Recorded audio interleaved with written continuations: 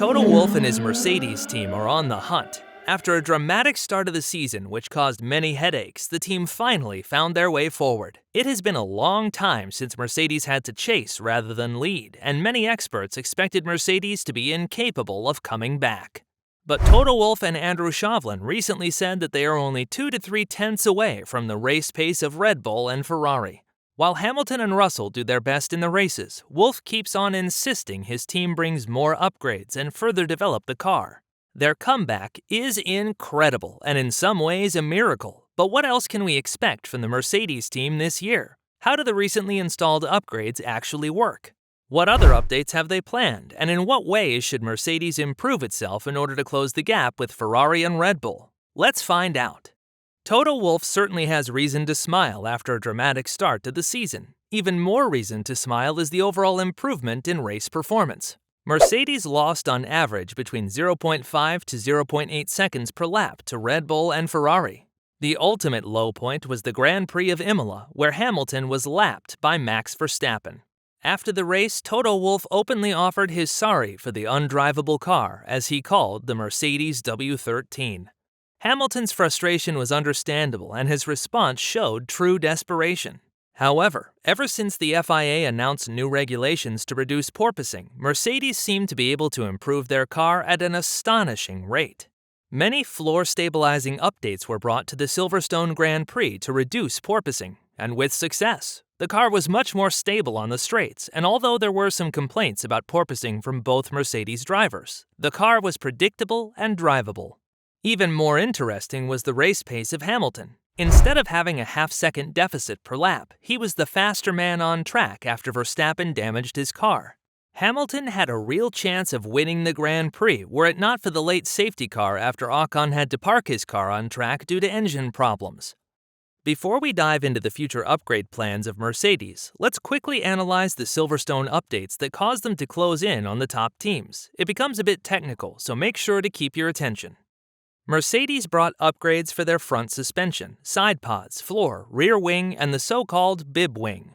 Mercedes increased the size of the ends of the pushrod and other suspension components. These changes improved the airflow underneath the car. Moreover, the side pods got a little upgrade by introducing small wings in front of the side pods to improve cooling. The floor, which caused the biggest problem for Mercedes, saw a change in design underneath the car to improve airflow and increase pressure on the front end of the floor. Mercedes added a wing and adjusted the angle of several components to achieve an increase in downforce and see a reduction in porpoising.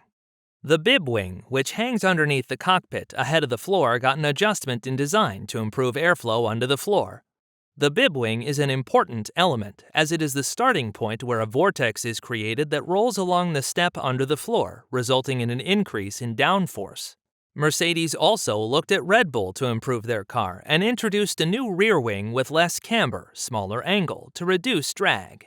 One of Mercedes' pain points was its reduced top speed compared to Red Bull and Ferrari. By introducing the new rear wing, Mercedes managed to reduce the difference in top speed while keeping most of the old wing's downforce.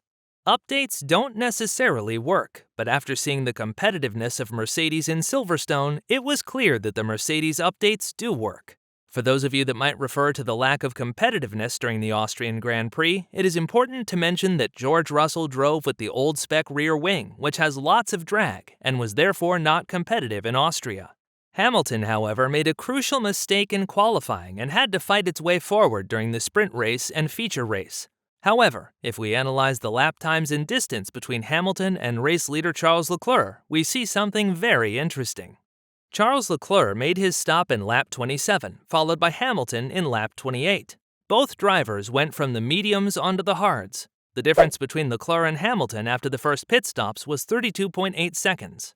From lap 28 to lap 48, Hamilton managed to gain 1 second on Leclerc and close the gap to 31.6 seconds on the hard tires. After lap 48, Leclerc and Hamilton used different tire strategies, and therefore it becomes more difficult to compare lap times. However, on average, Hamilton was 0.06 a lap faster than Leclerc between lap 28 and 48, while being on the same tire compound and having the same tire age. This is a crucial turnover point, as many only looked at the 41-second gap at the end of the race.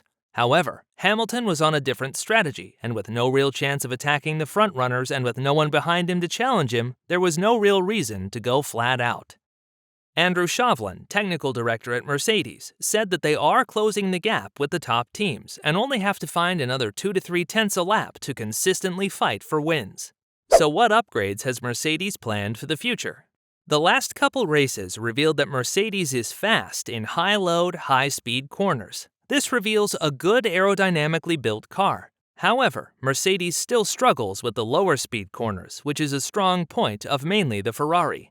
Pace in low-speed corners can be improved by better traction, better response to steering, and higher downforce levels at slow speed. This comes down to mechanical grip. Wait a minute. If a car goes quick through fast corners, doesn't that mean that they should be quick through slow corners as well? These new generation cars generate most of their downforce through the Venturi tunnels underneath the car. These Venturi tunnels create a vacuum between the floor and the ground and suck the car to the ground. The faster the car goes, the stronger the vacuum and the higher the downforce. At low speeds, however, the car uses mechanical grip to get through the corners. Mechanical and aerodynamic grip are completely different. Mechanical grip is the grip of a car caused by the tires and suspension only and is crucial in slow-speed corners. Aerodynamic grip is grip produced by aerodynamic forces like the front wing, rear wing, and floor. Where Mercedes is performing great in terms of aerodynamic grip, they perform poor on mechanical grip in comparison to Ferrari. To improve mechanical grip, Mercedes can soften the springs, lower the roll center, and potentially even reposition the engine in the car to improve mass placement. However, it makes more sense to work on aerodynamic improvements, as this is easier achieved through updates. All the updates center around a key crucial point: improving the airflow from the front of the car to the back of the car. But how does this actually work? Air particles are all around us. Although we don't see them, they are real. The faster the car goes, the larger the force that pushes against the car to stop it. This is in line with Newton's third law of motion, which states that when two objects interact, they apply forces of equal magnitude to each other. The updates that teams bring to the track are to guide air particles over and under the car for two reasons. One reason is to reduce drag, which is the force pushing against the car and therefore slowing down the car on straights. The second reason is to improve downforce. By controlling the airflow and guiding it to certain parts of the car, for example the rear wing, extra air particles push against that obstacle, or in this case, rear wing. When the force increases, so increases its effect. In this case, the rear wing has a design that when more air particles push against the rear wing pushes the back of the car downwards, generating downforce. Mercedes says their future updates will resolve these two key points. Mercedes is heavily focusing on reducing drag, hence the no side pod idea and the new rear wing, so they gain top speed.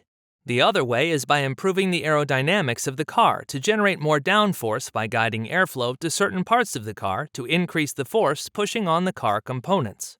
Another important update for Mercedes is their promised engine update. Engine development has been frozen till the end of 2025, but teams can still improve the reliability of their engines and their electrical components till the 1st of September.